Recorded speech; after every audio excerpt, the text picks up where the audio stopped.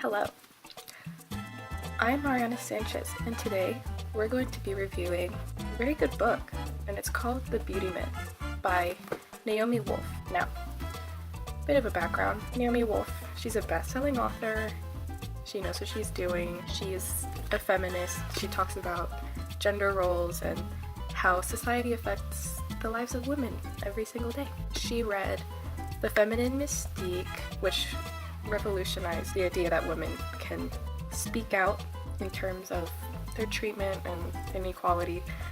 And so she read that and she was really inspired by it. She came up with the phrase the beauty myth, which is basically how society wants women to seem, like their image, how it affects the actual mental health of women. Anyways, I'm gonna do a little Q&A for you guys to, address the main parts of this wonderful book. So the first question is, what was the main societal issue addressed in your book? Wolf makes it evident that men discriminate women in every category of their lives.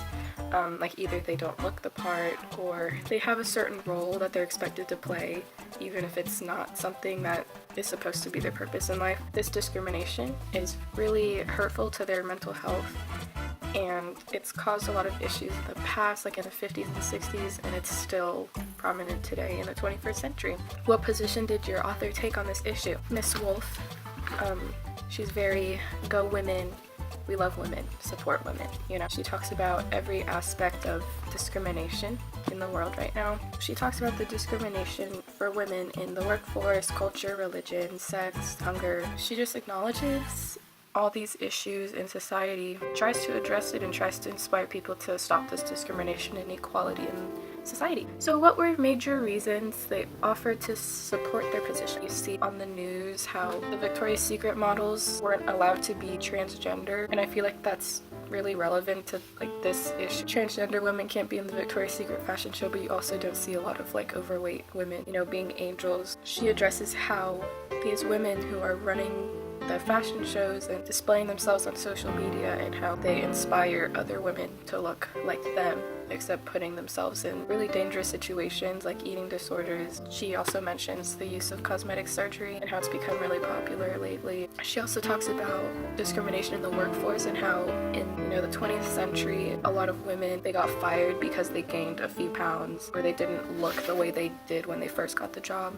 The judge in the court didn't take their side because they're women. Also causes mental illness, their own image of themselves, and how it could develop eating disorders. If a girl is 10 pounds overweight, which isn't a big deal, they see themselves as really fat, they start not eating very little, or throwing up their food, which is very unhealthy. What literary choices did the author make to push forward their argument? She used court examples, she used a lot of statistics, how big the wage gap is. She mentioned how older women are more likely to be homeless than old men are. This is mostly due to wage gap and how women don't get as much money as men, and so if they grow up to be single, they're older women, they're more likely to be homeless just because they're more likely to not get as much money as men. What's another piece of research that presents another perspective on the issue? So another book about the issue is The Feminine Mystique by Betty Friedan, I believe. She presents the issues that women go through